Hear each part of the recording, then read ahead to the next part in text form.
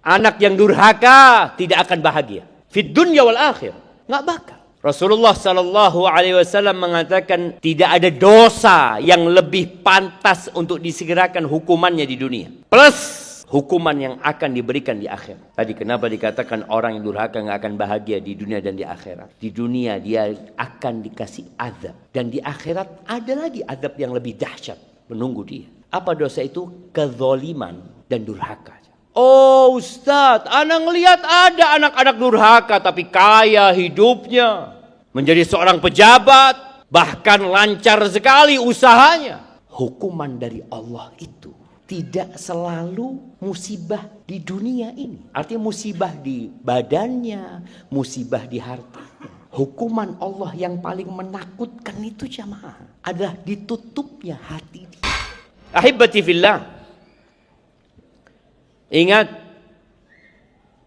kita wajib berbakti kepada kedua orang tua kita kalau orang tua kita baik. Nah, wajib nggak? Wajib. Taib. Bagaimana kalau orang tua kita zalim, fasik? Kita wajib berbakti nggak? Orang tua kita nggak sholat, nggak benar kelakuannya, KDRT sama ibu kita. Wajib berbakti nggak kita? Wajib. Bagaimana kalau orang tua kita kafir? Wajib berbakti enggak? Bagaimana kalau orang tua kita nyuruh kita melakukan kekufuran? Wajib berbakti enggak? Wajib jemaah. Wajib.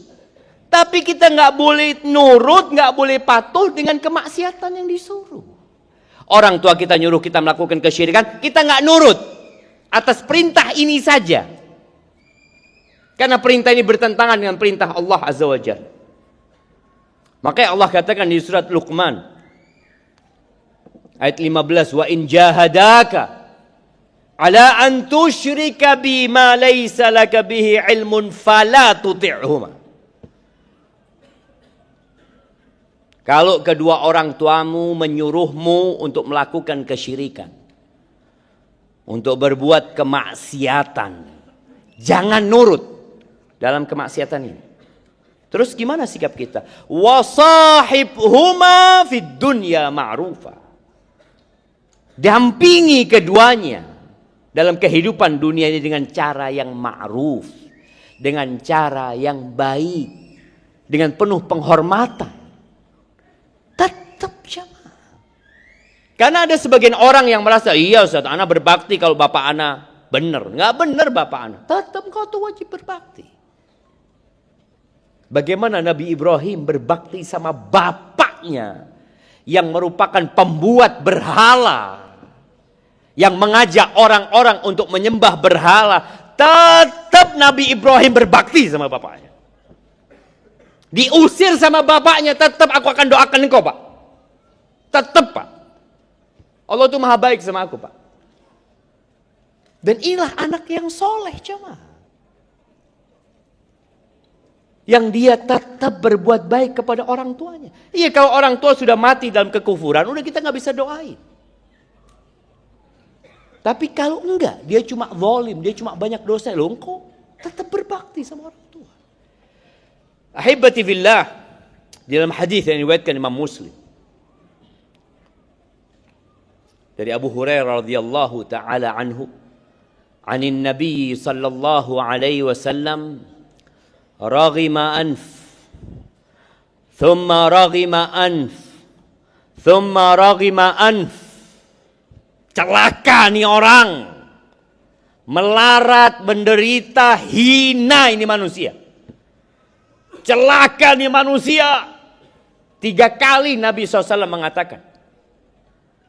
Qila man ya Rasulullah? Siapa ya Rasulullah? Siapa orang yang celaka ini? Yang hina, yang hidup akan penuh dengan penderitaan. Siapa ya Rasulullah?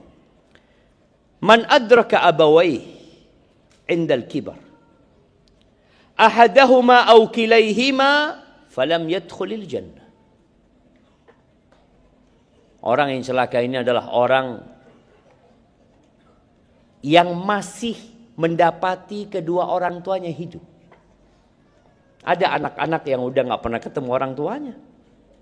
Tapi ada anak yang dapat orang tuanya dalam kondisi dia sudah mukallaf. Dia sudah balik, dia akil, bapak ibunya masih hidup. Atau salah satu dari keduanya, kata Nabi SAW. Tapi ternyata nih orang nggak bisa masuk surga. Gimana coba? Pintu surga yang paling indah itu orang tua. Antum nggak bisa masuk surga dari pintu itu, antum mau cari pintu yang mana lagi coba? Ahibati fillah. Ketika Nabi SAW menjelaskan tentang dosa-dosa besar, beliau mengatakan, ala unabbiukum bi akbaril kabair. Kalian mau enggak? Aku kasih tahu tentang dosa besar yang paling besar. Ala unabbiukum bi akbaril kabair. Mau enggak kalian aku kasih tahu tentang dosa besar yang paling besar? Lagi ketiga kali Nabi bertanya kepada para sahabatnya. Qulna bala ya Rasulullah. Tentu ya Rasulullah, kami mau ya Rasulullah. Qala al-isyraku billah. Yang pertama adalah syirik. Yang kedua apa? Wa uququl walidain. Durhaka sama orang tua. Durhaka. Bukan membunuh. Bukan memperkosa. Itu dosa besar. Berzina dosa besar. Tapi Nabi SAW sedang menjelaskan dosa besar yang paling besar. Yang pertama syirik. Kemudian yang kedua beliau sebutkan SAW wa uququl walidain. Durhaka sama orang tua. Sebagian kita Masya Allah merasa soleh. Merasa dia meninggalkan dosa-dosa besar. Padahal dia durhaka sama orang tuanya. Wa kana muttaki'an fajalas. Beliau awalnya bersandar, terus beliau duduk. Lalu beliau mengatakan, ala wa qawlu zur wa syahadatu zur. Beliau mengatakan yang ketiga ya, setelah syirik, durhaka adalah sumpah palsu atau persaksian palsu. Persaksian palsu. Omongan-omongan palsu. Hadits rawahul Bukhari wa Muslim. Maka ingat, dosa besar durhaka sama orang tua. Anda berjumpa dengan seseorang yang dia belajar ilmu agama di pesantren 6 tahun, masuk ke lembaga pendidikan satunya 2 tahun, lanjut kuliah ke luar negeri sampai lulus. Anda sampaikan kepada dia, engkau durhaka sama bapakmu. Di antara yang menyebabkan durhaka itu kadangkala perceraian. Perceraian. Dia ini memang bapak ibunya pisah. Sudah akhirnya sang ibu menikah, sang bapak menikah. Tapi anak ini ikut sama emaknya. Apa yang terjadi? Si ibu ini selalu menjelaskan kenapa dia cerai sama bapaknya. Bapakmu itu kayak gini, bapakmu ini main perempuan mungkin. Kemudian nikah bapaknya sama perempuan itu. Banyak sampai anak ini tumbuh kebencian kepada bapaknya.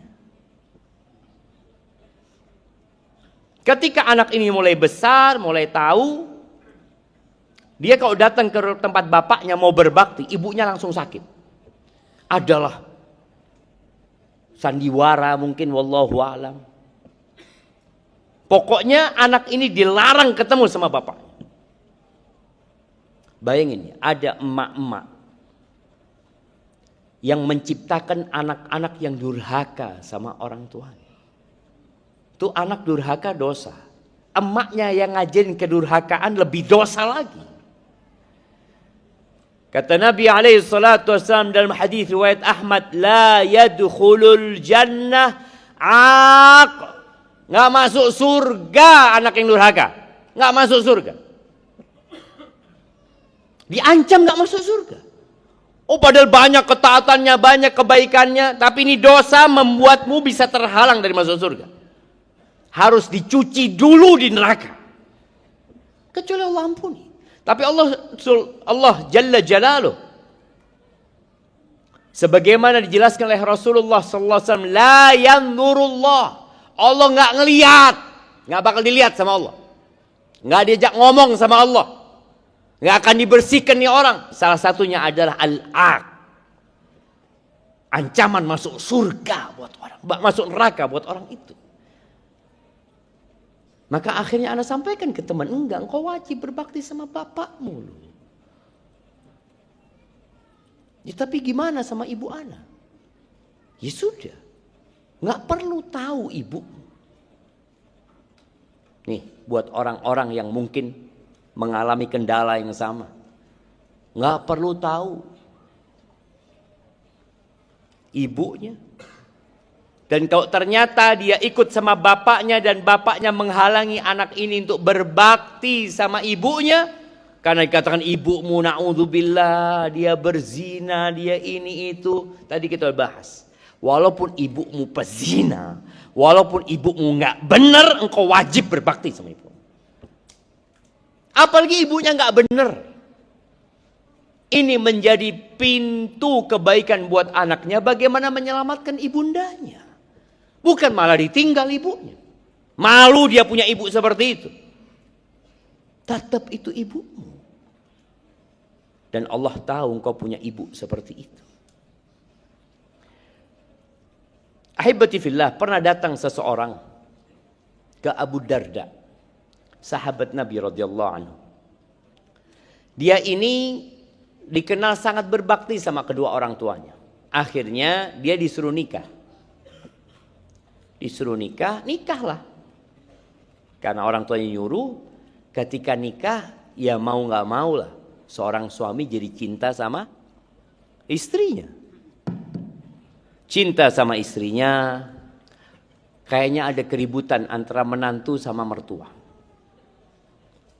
Akhirnya sang ibu mengatakan kepada anaknya, nak, engkau ceraikan istrimu.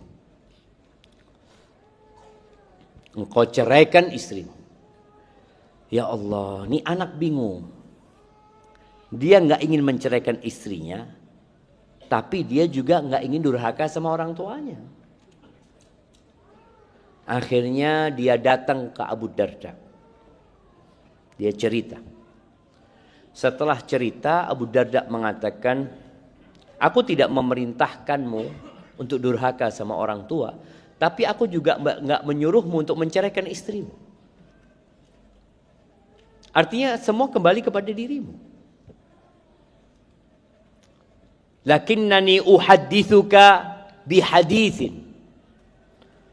Tapi aku akan sampaikan kepadamu sebuah hadis yang aku dengar dari Rasul sallallahu alaihi wasallam. Nabi alaihi salatu wasallam mengatakan, al-walid awsatu abwabil jannah. Nah, pintu surga berapa? Antum ya, baju putih. Berapa pintu surga? Berapa? 5. 6, tambah lagi 1. 8. 8 pintu surga. Jamaah.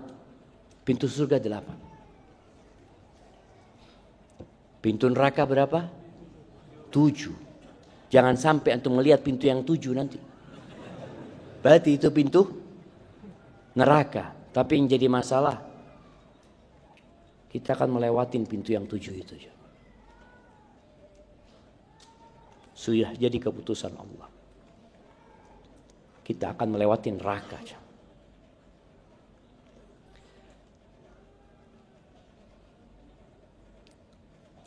Allah Azza wa Jalla mengatakan, wa in minkum illa wariduha kana ala rabbika hatman maqdiyah. Tidak ada satupun di antara kalian kecuali akan melewati neraka. Itu sudah jadi keputusan Allah yang nggak bisa dirubah. Para nabi pun harus lewat sirat yang berada di atas neraka jahanam.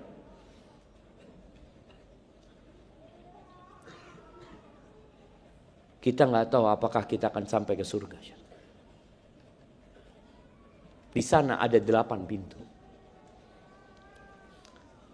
Al-walid, bapak, orang tua, adalah pintu surga yang paling indah. Dari 8 pintu surga itu, yang paling indah itu adalah orang tua. Kata Abu Darda, aku akan sampaikan kepadamu hadis Nabi SAW. Orang tua adalah pintu surga yang paling indah. Fa in syi'ta fahfadz dzalikal bab. Wa in syi'ta fa'adhi'ha. Terserah engkau. Kalau engkau mau, engkau jaga pintu ini. Atau engkau bisa abaikan pintu itu. Lalu orang ini menceraikan istri. Kalau gitu aku ceraikan istriku. Diceraikan istri. Ahibati fillah. Di antara petuah yang sering kita dengar. Ketika kita kecil dan kadangkala kita durhaka sama ibu kita. Nggak dengerin omongan ibu kita. Ibu kita akan menyampaikan ridallah fi ridal walid. Wa sukhtullah fi sukhtil walid. Nah, keridhaan Allah itu bergantung sama keridhaan orang tua. Nah, murka Allah itu bergantung sama murka orang tua. Nah, mengingatkan kita. Dan betul jemaah. Anak yang durhaka tidak akan bahagia. Fid dunya wal akhir. Nggak bakal. Rasulullah sallallahu alaihi wasallam mengatakan, "Ma min dzambin ajdaru ay yu'ajjilallahu li sahibihi al-uqubata fid dunya ma'a ma yaddakhiru lahu yaumal qiyamah minal baghi wal uqub." Tidak ada dosa yang lebih pantas untuk disegerakan hukumannya di dunia. Plus hukuman yang akan diberikan di akhir. Tadi kenapa dikatakan orang yang durhaka nggak akan bahagia di dunia dan di akhirat? Di dunia dia akan dikasih azab. Di dunia. Dan di akhirat ada lagi azab yang lebih dahsyat menunggu dia. Apa dosa itu? Kezaliman dan durhaka. Oh Ustadz, anak ngelihat ada anak-anak durhaka tapi kaya hidupnya. Menjadi seorang pejabat. Bahkan lancar sekali usahanya. Hukuman dari Allah itu tidak selalu musibah di dunia ini. Artinya musibah di badannya, musibah di hartanya. Hukuman Allah yang paling menakutkan itu jamaah adalah ditutupnya hati dia. Nggak bisa dia datang ke masjid. Nggak bisa dia ngaji. Disebutkan bahwasanya ada salah satu dari Bani Israel yang dia itu tanya sama Allah dalam doanya, ya Allah, ma aktsara ma'asi, betapa seringnya aku berbuat maksiat tapi engkau tidak menghukumku. Artinya hartanya tambah banyak, hidupnya tambah nyaman, kok aku gak dihukum gitu. Dia sampai heran, berbuat dosa tapi kok kayaknya gak dihukum. Kemudian Allah mewahyukan ke Nabi di masa itu untuk ngasih tahu orang ini. Kam u'aqibuka wa anta la tash'ur. Sampaikan kepada dia. Betapa seringnya aku kasih hukuman sama dia, tapi dia nggak sadar, nggak merasa. Saat orang lain bisa sholat malam, dia nggak bisa sholat malam. Saat orang lain bisa sholat tepat waktu, dia nggak bisa sholat tepat waktu. Saat orang lain bisa khusyuk, dia nggak bisa khusyuk.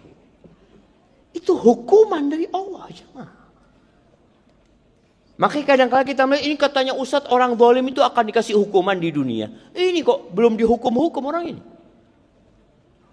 Antum kadang-kadang nggak tahu bagaimana dia tidak menikmatin hidup ini, tidak menikmatin ibadahnya, hidup dalam penderitaan. Maka ingat, ini hukuman dari Allah, jemaah. Allah segerakan hukuman. Nggak bisa datang ke masjid. Mungkin sebagian kita ingat ya, dulu sempat dia baca Quran 1 juz sehari, tahu-tahu hilang. Kok bisa ya? Boleh jadi hukuman atas dosa-dosa yang kita kerjakan. Dulu kita biasa sholat malam, sekarang berhenti sholat malam. Boleh jadi ada dosa-dosa yang kita lakukan itu hukuman. Makanya ketika seorang datang kepada Hasan al-Basri, dan juga ini cerita terhadap ulama-ulama yang lain. Dia tanya, ya Aba Sa'id, wahai Aba Sa'id, aku nih ingin sholat malam. Aku siapkan air wudukku, semuanya udah aku siapkan. Tapi selalu adzan subuh aku bangun.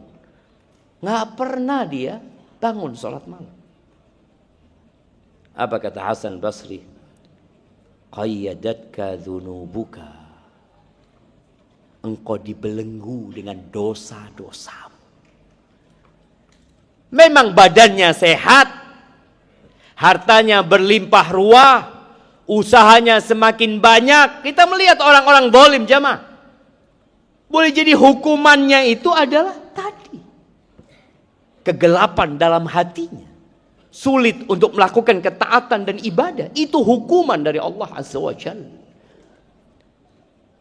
Dua dosa tadi yang Allah segerakan hukumannya di dunia, plus yang disimpan di akhirat nanti, kezaliman dan durhaka kepada orang tua. Maka jamaah rahimakumullah, ada larangan khusus durhaka sama ibu. Innallaha harrama uquqal ummahat. Allah mengharamkan durhaka sama ibu. Sesungguhnya Allah mengharamkan durhaka kepada ibu secara khusus. Kenapa? Bapak itu kuat, ibu itu lemah. Ibu itu sayang sama anaknya. Berarti durhaka sama ibu lebih dahsyat dosanya daripada durhaka sama ayah. Maka segeralah bertobat kepada Allah. Kalau orang tuamu sudah meninggal dunia, mohonkan ampun untuk keduanya, berbuat baiklah untuk keduanya, bersedekah untuk keduanya. Semoga dengan itu kalau Allah mengampuni dosa-dosa kita dan ancaman kita masuk neraka itu Allah cabut.